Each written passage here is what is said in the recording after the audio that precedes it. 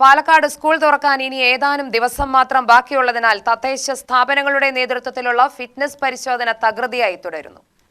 പാലക്കാട് വിദ്യാഭ്യാസ ജില്ലയിലെ 40% സ്കൂളുകൾക്ക് ഫിറ്റ്നസ് സർട്ടിഫിക്കറ്റ് നൽകി. പരിശോധന പൂർത്തീകരിച്ച് ഏതാനും സ്കൂളുകൾക്ക് ഫിറ്റ്നസ് നൽകാനുമുണ്ട്. വരും ദിവസങ്ങളിലും പരിശോധന തുടരും. ജൂൺ 1-നാണ് സ്കൂൾ തുറക്കുന്നത്. ഇതിനു മുൻപായി പരിശോധന പൂർത്തീകരിക്കാനാണ് നടപടി വേഗത്തിലാക്കുന്നത്. ഫിറ്റ്നസ് കിട്ടാൻ 6 വകുപ്പുകളുടെ അനുമതി വേണമെന്ന മുൻപത്തെ ഉത്തരവ് വിദ്യാഭ്യാസ വകുപ്പ് പിൻവലിച്ചത് സ്കൂളുകൾക്ക് വലിയ ആശ്വാസമായി.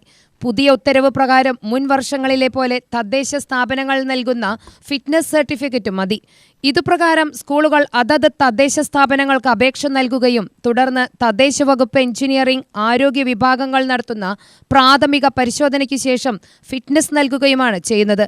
അതേസമയം ഇലക്ട്രിക്കൽ ഇൻസ്പെക്ടറേറ്റ്, KCB, അഗ്നിരക്ഷാസേന, വനം, ആരോഗ്യം തുടങ്ങിയ വകുപ്പുകളുടെ പരിശോധനയും അവർ NC നൽകുന്ന നടപടികളും തുടരും. ഇതിന് 3 മാസം വരെ സാവകാശം അനുവദിക്കുകയാണ് ചെയ്തതെന്ന് തദ്ദേശ വകുപ്പ് വൃത്തങ്ങൾ പറഞ്ഞു. സ്കൂൾ വാഹനങ്ങൾക്ക് മോട്ടോർ വാഹന വകുപ്പ് ഫിറ്റ്നസ് നൽകും. UTV news, Palakkad.